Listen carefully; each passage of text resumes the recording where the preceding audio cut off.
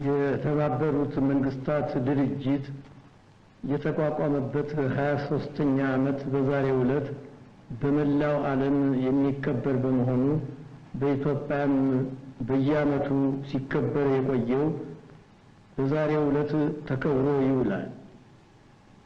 ከጥር ወር 1960 ዓመተ ምህረት እስከ ታህሳስ 1960 ዓመተ ምህረት ያለው ጊዜ ሰብአዊ መብቶች የኢንተርናሽናል ዓመት ተብሎ እንዲከበር የተባበሩት መንግስታት ጠቅላላ ጉባኤ ቀደም ብሎ የወሰነ በመሆኑ በመንግስታችንም በኩል አስፈላጊው ትዕዛዝ የተሰጠበት በመሆኑ ዛሬ የምናከብረው የተባበሩት መንግስታት ቀን ድርብ በዓል ነው ለማለት ይቻላል። የተባበሩት መንግስታት ድርጅት ዓላማ ስለሚከናወነው ተግባር ለዓለም ሰላም፣ ጸጥታ መጠበቅ፣ ለመላው የሰው ልጅ ደህንነት፣ የኑሮ ደረጃ መሻሻል ድርጅቱ እንዲጠነክር አስፈላጊ መሆኑን በጊዜው የገለጽነው ነው። ስለዚህ ድርብ በዓል ብለን በጠቀስነው በዛሬው አጋጣሚ ሐሳባችንን በተለየ እንድንገልጽ የምንወደው ስለ ሰብአዊ መብቶች ነው። ጊዜው የፈጠረበትን ፈተና ሁሉ የሰው ልጅ ሳይሰለች የተቋቋመ ለመሆኑ ተመዝግቦ በሚገኘው የኖረበት ዘመን ታሪክ ያስረዳል። እንዲሁም በኖረበት ዘመን ውስጥ ፋታ ከማይሰጡ ከእሳት ተግባር ጥቂት ጊዜን በመውሰድ ይኖሩኛል ብሎ ያቋቋማቸው መሰረታዊ ደንቦች በስራ ላይ መዋላቸውን የመረመረበትና የመዘነበት ጊዜ አለ። የሰብአዊ መብቶች የኢንተርናሽናል ዓመት ተብሎ እንዲከበር የተባበሩት መንግስታት ጠቅላላ ጉባኤ የወሰነውን አሁን ያለበት የአውሮፓን ዓመተ ምህረት በሰው ልጅ ታሪክ ውስጥ አሁን ከጠቀስናቸው ጊዜ ጋር የሚመሳሰል ነው። የሰው ልጅ ታሪክ ጠቅላላ አመጣጥ በሰፊው የተመለከትነው እንደሆነም ሰብአዊ መብቶች እንዲጠበቁለትና እንዲደረጁ የሰው ልጅ ያደረገው ጥረት ተጋድሎ የሚያወሳ ሆኖ ይገኛል። በታሪክ እንደምንረዳው መብቶቹ ናቸው ተብለው የሚጠቀሱትና የሚተረጎሙት ነገሮች እንደኖሩት ዘመን አስተያየትና አስተሳሰብ የተለያየ የተከፋፈሉ ናቸው። ነገር ግን የሰብአዊ መብቶች መሰረታዊ ሐሳብ ከማናቸውም ጊዜ ይልቅ ሰው በዝርዝር ሊመዘግባቸው የቻለው ከ20 ዓመት በፊት በወጣው በሰብአዊ መብቶች አዋጅ ውስጥ በገለጠበት ጊዜ ነው ቢባል ስህተት አይሆንም።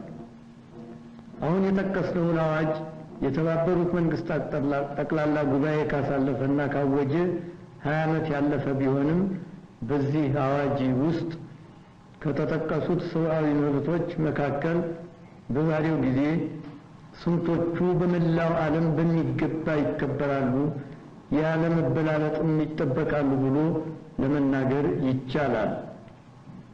በደቡብ አፍሪካ ሳያቋርጥ የሚፈጸመው የቀለም ልዩነት፣ ጭቆና፣ እንደዚሁም በህገወጡ በሮዴዚያ መንግስት ጥቂት ወሮች በፊት የተደረገው ወንጀልን በደል በሟቹ በዶክተር ማርቲን ሉተር ኪንግና በሴናተር ኬኔዲ ህይወት ላይ የተፈጸመው ጭካኔ የተሞላበት አገዳደል ሲታይ በመላው ዓለም የሚገኙትና ስለ ሰው ልጅ መብት መጠበቅ የተቀደሰ ዓላማ ትግልና ጥረት የሚያደርጉት ሁሉ ተጋድሏቸው እጥፍ እንዲያደርጉ የሚያስገድድ ነው።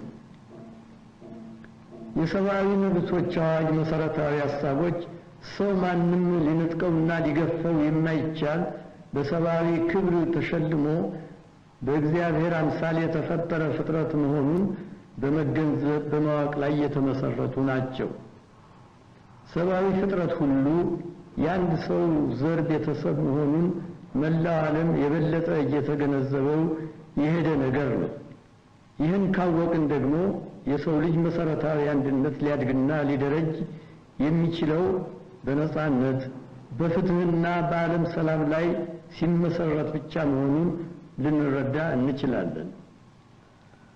ሁላችንም እንደምናውቀው ሰብአዊ መብቶች ከመሰረታዊ ነጻነቶች ጋር የተሳሰሩ ናቸው። እነዚህ የማይነጣጠሉ መብቶችና ነጻነቶች በሕግ ተጠብቀው ሲገኙ እያንዳንዱ ሰውና በጠቅላላውም የሰው ልጅ ከፍተኛ ምኞት ሊገልጹ ይችላሉ። የሰው ልጅ መብቶች፣ መሰረታዊ ነጻነቶች በሚቻል መንገድ ሁሉ እንዲደገፉ፣ እንዲጠበቁ የተባበሩት መንግስታት ድርጅት አባል መንግስታት ቃላቸውን ደጋግመው ሰጥተዋል። ይኸውም እምነት በድርጅቱ ቃል ኪዳን ውስጥ ተባብረው ከተገለጹት መሰረታዊ ሀሳቦች አንዱን ክፍል የያዘ ነው። መብት ከሌለ ነጻነት ብቻውን ለተፈጠረው ለሰው ልጅ እንደሌለ ያስቆጥረዋል። እነዚህም የሰው ልጅ ቅርስ የሆኑት መብቶች፣ ነጻነቶች በመላው ዓለም ተከብረው እንዲጠበቁ ለማድረግ እውነተኛ ዓላማቸውና ፍቻቸው ምን እንደሆነ በሕዝቦች ዘንድ ተገልጾ እንዲታወቅና የመግባባት መንፈስም እንዲፈጠር ያስፈልጋል። በዚህ መሰረት በታህሳስ 22 ቀን 1960 እስከ ታህሳስ 21 1961 ዓመተ ምህረት ያለው ጊዜ የሰብአዊ መብቶችን ኢንተርናሽናል ዓመት ሆኖ እንዲከበር ወስነን አስፈላጊውን እርምጃ ወስደናል። ውሳኔው የሚመለከታቸውም የመንግስታት መስሪያ ቤቶች፣ ሌሎችም ድርጅቶች በተጠቀሰው ጊዜ ውስጥ አስፈላጊውን ፕሮግራም አደራጅተው እንዲፈጽሙ አዘናል።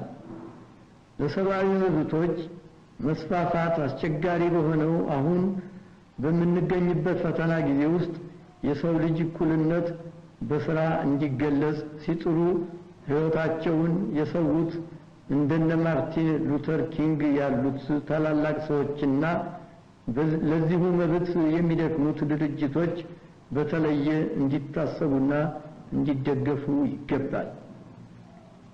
የሰብአዊ መብቶች ጠላት የሆኑትም የዘላቂ ጥቅማቸውን የሚጠበቀው ሰብአዊ መብቶችና መሰረታዊ ነጻነቶች በጠቅላላው ሲከበሩ ብቻ መሆኑን እንዲያውቁት በዚህ አጋጣሚ የበለጠ ከመግለጽና ከማስረዳት ወደ ኋላ እንዳንል የሚያስፈልግ ነው። ማናቸውም ሰው በእግዚአብሔር ጸጋ ተሸልሞ ነጻነትና እኩል ሆኖ የተፈጠረ ስለሆነ በዚህ ዓለም የሚገኙ ሕዝቦች ሁሉ የወንድማማችነት መንፈስ አድሮባቸው ሊኖሩ ይገባል። ሰዎች በፍጥረት ሕግ ፊት እኩል ስለሆኑ የዘር፣ የቀለም፣ የጎሳ፣ የቋንቋ፣ የሃይማኖትና የጾታ ልዩነት እንዲያለያያቸውና አንዱን ከሌላው እንዲበላለጥ አይገባም።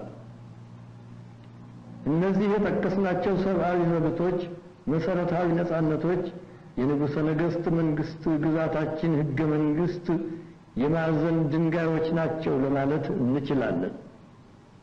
መጀመሪያ ራሳችን ፈቅደን ለሕዝባችን የሰጠነው ሕገ መንግስት የተመሰረተው በእነዚህ ሰብአዊ መብቶች ነጻነት ላይ ነው።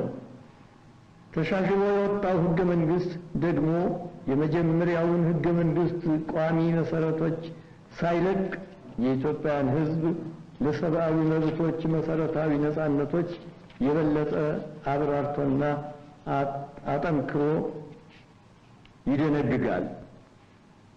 መሰረታዊ ነጻነቶችና መብቶች የሚጠበቁበት በፍርድ ቤቶች ብቻ ሳይሆን ንጉሠ ነገሥት በመሆናችን እኛም ኃላፊነትና ተግባር መሆኑን ተሻሽሎ የወጣው የኢትዮጵያ ሕገ መንግስት ይገልጻል።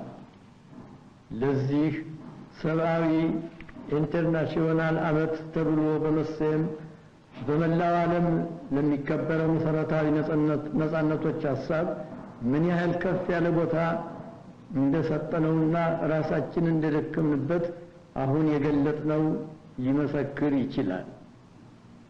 ስለ ሰው ልጅ መብት የተቀደሰ ዓላማ መድከም በኢትዮጵያ ሕዝብ ዘንድ እንግዳ ነገር አይደለም።